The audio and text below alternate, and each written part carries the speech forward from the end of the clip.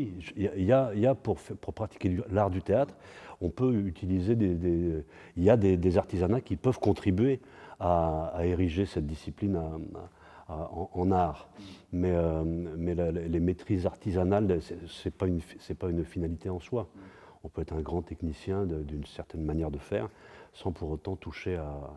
C'est d'ailleurs assez cruel en matière de poésie. Comment à un moment donné, Rimbaud, comment à un moment donné, ce jeune homme arrive à toucher au cœur même, à 22 ans, arrive à toucher au cœur même de l'humanité la plus ardente, alors que d'autres grands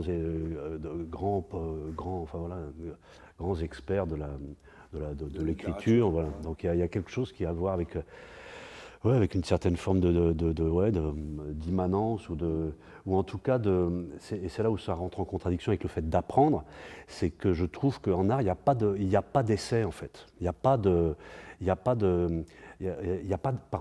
paradoxalement pas de recherche en fait. C'est comme c'est. Vous voyez, parce que dans la mesure où d'une certaine manière l'artiste se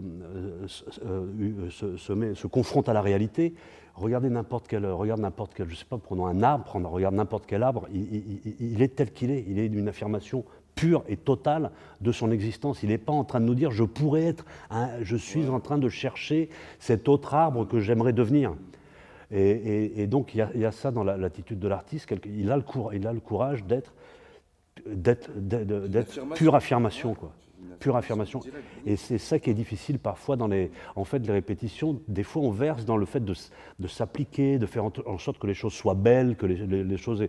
Or, en fait, les répétitions devraient nous servir à pouvoir prendre le risque absolu d'être présent à l'instant T.